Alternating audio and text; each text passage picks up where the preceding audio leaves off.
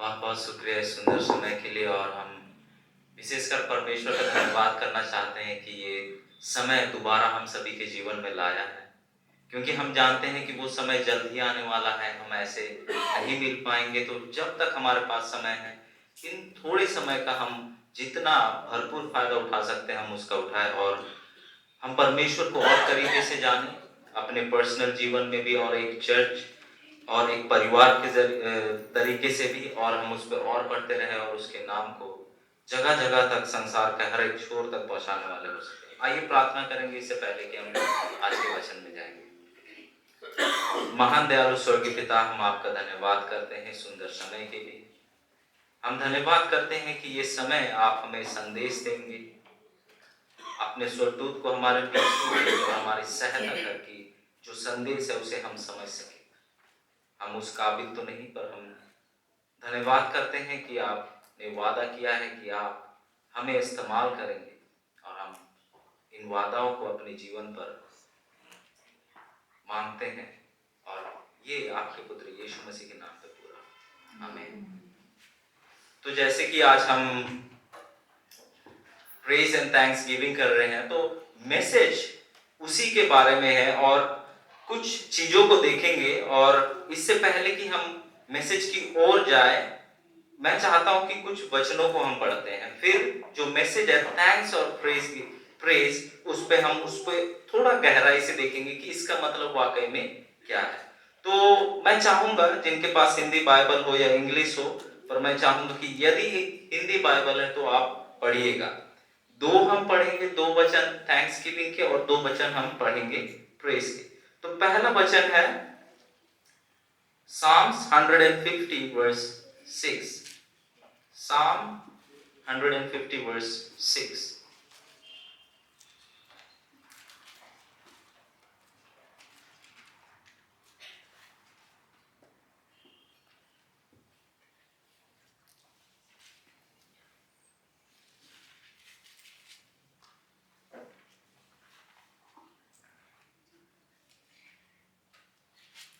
उनके कान तो रहते हैं परंतु वे सुन नहीं सकती, उनके नाक तो रहती हैं परंतु वे सूंघ नहीं सकती। Is it Psalms 150 verse 6? 150 का 6। Yes. ऊंचे शब्दावली झांझ बजाते हुए उसकी स्तुति करो, आनंद के महाशब्दावली झांझ बजाते हुए उसकी स्तुति करो। यहाँ कहता है कि उसकी स्तुति करो। किसकी स्तुति करो? परमेश्वर की स्तुति करो। और दूसरा हम देखेंगे 103 का 1, 103 verse 1।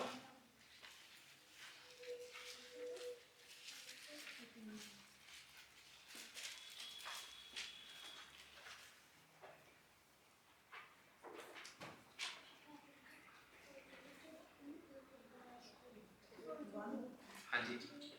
हे मेरे मन यहोवा को धन्य कह, और जो कुछ मुझ में है वह उसके पवित्र नाम को धन्य कह। धन्य कह। हम देखते हैं अगेन यहाँ प्रेज की बात की जा रही है। अब हम जो अगला वचन है वो है Psalm 91 9:1। Psalm 91 9 का 1।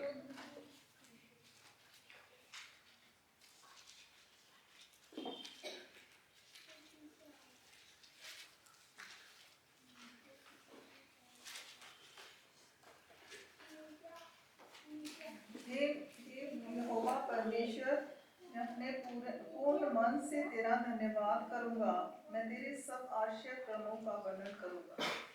जो आखिरी वचन है हम देखेंगे first Chronicles chapter 16 verse 34। First Chronicles chapter 16 verse 34।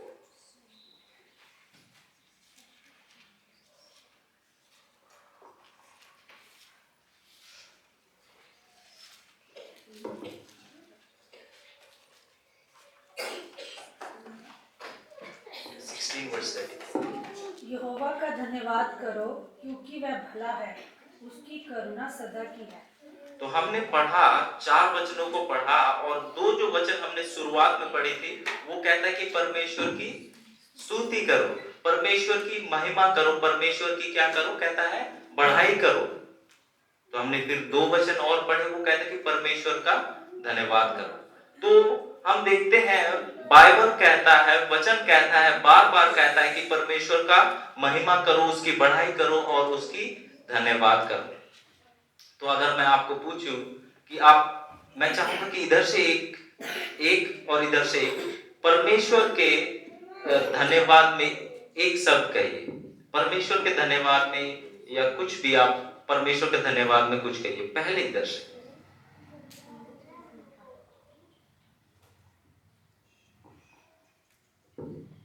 in thankfulness to the Lord, say something in thankfulness to the Lord. उसके धन्यवाद में कुछ कहे। लाइफ, उन्होंने हमें जीवन दिया है। इस साइड से His love. His love. अब महिमा, उसकी बढ़ाई के लिए कुछ कहिए। Singing, okay. Praising. Praising. Okay, तो हम देखते हैं, अगर हम प्रार्थना में अगर आपने गौर किया होगा तो हम अधिकतर समय परमेश्वर को धन्यवाद करने में निकाल देते हैं। Lord, I thank you for this day. Lord, I thank you for my family. Lord, I thank you for my friends. Lord, I thank you for the wisdom and knowledge. Thank you में बहुत समय हमारा जाता है, पर हम अगर गौर करें तो हम बहुत थोड़ा समय उसको उसकी बढ़ाई में निकालते हैं, उसकी आराधना में, उसको महिमा देने में निकालते हैं। और क्या इसका मतलब ये है कि हम परमेश्वर के सामने इसीलिए आ रहे हैं क्योंकि वो हमारे दुआओं को सुनता है? क्या हम उसके पास इसीलिए आ रहे हैं क्योंकि वो हमारे जरूरतों को पूरा करता है? क्या इसी के लिए आ रहे हैं कि हम इसीलिए भी आ रहे हैं कि परमेश्वर कौन है, कि वो हमारा क्या है, उद्धार करने वाला है, वो हमारा क्या करने वाला, देख रेख करने वाला है। वो जैसे सिस्टर इजी वाइट लिखती है बहुत सुंदर तरीके से कि वो हमें उन मुसीबतों से बचाता है जिनके बारे में हमें कोई ज्ञान नहीं है। ऐसे भी मुसीबत है जिनके बारे में हमें भनक भी नहीं लगती है, तो हमें उसको महिमा करने की सबसे ज्यादा जरूरत है। ये ना हो कि हम परमेश्वर के पास इसीलिए आए क्योंकि हमें किसी चीज की जरूरत है। हम परमेश्वर के पास इसीलिए आए क्योंकि वो क्या है, परमेश्वर है और वो हमसे प्रेम करता है। वो हमारे बारे में सोचता है, कहता है कि अगर आपके पास कोई बोझ है तो क्या करो, मुझ पर डाल दो, मुझ पर डाल दो। तो जो महिमा करना, परमेश्वर की बढ़ाई करना, वो बहुत गहरा है। जितना हम सोचते हैं उससे बहुत ज्यादा गहरा है। धन्यवाद करना आसान है, धन्यवाद करना आसान है, पर किसी का महिमा करना उतना आसान नहीं है। एक उदाहरण के तौर से मैं आपको समझाना चाहूंगा क्योंकि ये बहुत ज्यादा जरूरी है और समय नहीं है तो इसको मैं एट लेंथ मैं डिस्कस नहीं कर पाऊंगा। तो मैं अपने भाई सुनील को मैं यहाँ बुलाऊंगा ताकि हम इसे समझे, ये धन्यवाद और महिमा बढ़ाई करना में अंतर क्या है। और मैं भाई सैंडी को भी बुलाना चाहूंगा कि वो आए। सो आपको करना क्या है, आप इनके तारीफ पे कुछ कहिए। Okay, he's a good man. At least 2 more points. He is very faithful Okay, he's very faithful. and he is very punctual. Okay. What more can you say? He Okay. is very smart. Okay, you go. I'll have him on the stage. Okay, thank you. So अब मैं कहूँगा कि आप यही अपनी Mrs की बढ़ाई में कहिए। Same thing. अब जैसे कि सैंडिल भाई ने कहा कि किसी की बढ़ाई करने के लिए उसे जानने का बहुत जरूरी है। अगर उसे आप जानेंगे नहीं तो उसकी बढ़ाई कैसे करेंगे? हाँ कि नहीं? उसे जानना बहुत ज्यादा जरूरी है। और यदि आज अगर हम परमेश्वर की बढ़ाई नहीं कर रहे हैं जैसे करना चाहिए तो क्या मतलब है? क्योंकि हम उसे जानते नहीं हैं। और कैसे जान सकते हैं हम? वचन पढ़कर। पर कैसे जानेंगे? वचन तो हम पढ़ते नहीं। हाँ कि नहीं? दूर जमना है बाइबल में, घर में बहुत बाइबल है। हाँ कि नहीं? कितने एक आप बताइए, आपके घर में कितने बाइबल होंगे? बहुत है ना? और कितना पढ़ते हैं?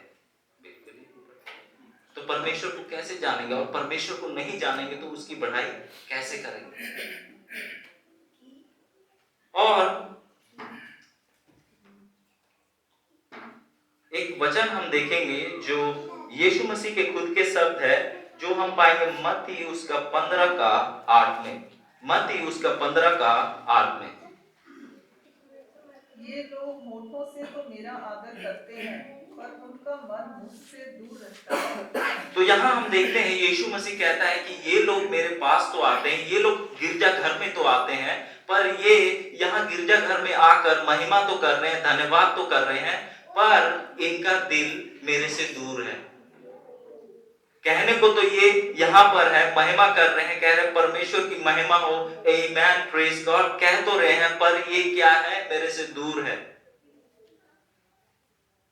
महिमा जब तक नहीं होगी जब तक परमेश्वर आपके दिल में नहीं। और परमेश्वर को आप दिल में जगह कब देंगे? जब उसे आप जानेंगे, जब परमेश्वर को जानेंगे कि परमेश्वर बहुत दयालु है, परमेश्वर बहुत प्रेम करने वाला है, परमेश्वर हमें बचाने के लिए अपना एकलौता पुत्र दे दिया है। जब उनके अनुग्रह को देखेंगे, जो परमेश्वर ने हमारे लिए किया है उसे अब देखेंगे, तो आप उसे दिल में जगह दे देंगे। पर आज परमेश्वर हमारे दिल में जगह क्यों नहीं बना पा रहा है? क्योंकि हम उसको समय नहीं देते हैं। आज के समय में हम टेक्नोलॉजी के समय में जी रहे हैं और देखते हैं कि हम इंस्टाग्राम में है, रील्स में है, शॉर्ट्स में है, फेसबुक में है, मूवीज में है, थिएटर्स में है। और आप विश्वास नहीं करेंगे, अगर मूवीज की बात आती है तो हम थिएटर पर समय पर पहुंच जाते हैं, पर जब चर्च की बात आती है तो हम कभी समय पर नहीं पहुंचते। ऐसे में आप परमेश्वर को कैसे जानेंगे? हम परमेश्वर को सीरियसली नहीं ले रहे हैं, इसी कारण हम परमेश्वर को महिमा नहीं दे पा रहे। इसी कारण हमारा दिल परमेश्वर से दूर है, क्योंकि जब कोई व्यक्ति दूसरे व्यक्ति को अच्छे से जानता हो तो वो अपने आप को कभी उससे दूर नहीं करेगा। जब जानता है कि ये बहुत अच्छा है, ये बहुत दयालु है, तो वो क्या करेगा? अपने आप को उसके साथ बनाए रखेगा, जोड़े रखेगा। पर हम ये बात परमेश्वर के बारे में जानते नहीं है, तो इसीलिए हमने अपने आप को दूर कर दिया। और यीशु मसीह कहता है कि ये अपने जुबान से मेरी तारीफें करते हैं, पर क्या है, इनका दिल मेरे से बहुत ज्यादा दूर है, बहुत दूर जा चुके हैं। मत्ती 7 का 21। मत्ती 7 का 21। जो मुझसे हे प्रभु कहता है, उनमें से हर एक स्वर्ग के राज्य में प्रवेश ना करेगा, परंतु वही जो मेरे स्वर्गीय पिता की इच्छा पर चलता है। तो यहाँ कहता है कि जो परमेश्वर पिता की इच्छा के अनुसार चलता है वो ही स्वर्ग राज पर प्रवेश करेगा। और हम देखेंगे कि यहाँ कहते हैं कि जो लोग प्रभु प्रभु कहते हैं, आप कितनी भी बार चर्च आए, आप कितना भी बार प्रार्थना करें, यदि आपका जीवन परमेश्वर के नियमों के अनुसार नहीं है, यदि आपका दिल परमेश्वर से दूर है, तो आप उसको महिमा नहीं दे रहे हैं, आप उसको महिमा नहीं दे रहे हैं। और आज इस चीज को हमें समझने की जरूरत है, क्योंकि हम वो चर्च है जो 3 स्वर्गदूतों का संदेश को जगह जगह तक पहुंचाना है। ये हमारा काम है, हमारा काम है। और जब हम 3 स्वर्गदूतों का संदेश को पढ़ते हैं तो शुरुआत पे क्या कहता है? Fear God and give him glory, उसकी महिमा करो। और एक सबसे powerful way to thank God is by our life, by our living example, हमारे जीवन के जरिए से। पर क्या हमारे जीवन के जरिए से लोग परमेश्वर को देख सकते हैं? क्या वो ये कह सकते हैं कि ये ईसाई लोग हैं? क्या वो ये कह सकते हैं? क्या हम जिनसे मिलते हैं वो कह सकते हैं कि क्या हम भी दुनिया के लोगों की तरह हो गए हैं? यदि लोग वीडियोस देख रहे हैं दुनिया के, तो क्या हम भी वही कर रहे हैं? अगर लोग थिएटर जा रहे हैं तो क्या हम भी वही कर रहे हैं? Jesus has called us to make difference in the world. What are we doing? The question that we all need to ask ourselves. हम सभी परमेश्वर को महिमा करना चाहते हैं, और यदि हम उससे बढ़े नहीं हुए, अगर उससे जुड़े नहीं हुए हैं, तो हम उसे उस रीति से नहीं धन्यवाद कर पाएंगे, उसकी बढ़ाई नहीं कर पाएंगे जैसा होना चाहिए। चर्च आना, हैप्पी सैबत बोलना, आमेन, प्रेज गॉड कहना, गाना गाना, वचन बांटना, अगर आपका दिल परमेश्वर से दूर है तो ये सब कोई मायने नहीं रखता है। तो आइए हम सभी क्या करें, परमेश्वर की ओर बढ़े, करीब बढ़े, एक कमिटमेंट के साथ अपने जीवन को जिए। और जब वो हम में वास करेगा, हम में रहेगा, तो हमारा जीवन उसे बहुत महिमा देगा। क्योंकि हम स्वर्गदूतों को देखते हैं, उनके जीवनों को देखते हैं, वो लोग क्या कर रहे थे, परमेश्वर का महिमा करते थे। और उनका जीवन क्या था, एक महिमा भरा जीवन था, परमेश्वर को धन्यवाद देने वाला उनका जीवन था। और वो जब चर्च आते थे या उस परमेश्वर के उपस्थिति में आते थे, तो क्या था, वो जो चीज उनके अंदर चल रहा था, वो चीज और बाहर निकलता था। और हमारे यहाँ आज के समय में देखेंगे तो हम चर्च आकर परमेश्वर का महिमा करते हैं और बाहर हम और कुछ होते हैं। तो आइए ये चीज हमारा ना हो, क्योंकि हम जब लूसीफर के बारे में हम पढ़ते हैं, जब सिस्टर ईजू वाइट की पुस्तक को पढ़ेंगे, पेट्रियार्क्स एंड प्रॉफिट, उस पर वो सुंदर तरीके से बताती है कि जो शैतान था, वो जब अपने अपने आप को देखने लगा, जो अपने आप को बढ़ाना चाहता था, तो वो परमेश्वर की उपस्थिति में आता था, जब गीत भजन होता था, तो वो उसका जो घमंड था वो खत्म होता था। पर जैसे वो बाहर चला जाता था, क्या होता था, वो दोबारा से ऐसा ही हो जाता था। पर जो बाकी स्वर्गदूत थे, वो लोग महिमा करते रहते थे। तो जो परमेश्वर का महिमा करना केवल हमारे चर्च के अंदर, इन चार दीवार के अंदर क्या हो, लिमिटेड ना हो। ये हमारे जीवन के हर एक हिस्से से ये दिखाई दे लोगों को कि परमेश्वर के हम लोग हैं। परमेश्वर आप सबको आशीष दे, और मैं यही दुआ करता हूँ कि आप परमेश्वर को अपने जीवन में जगह देंगे और उसे महिमा देंगे जो उसे मिलनी चाहिए।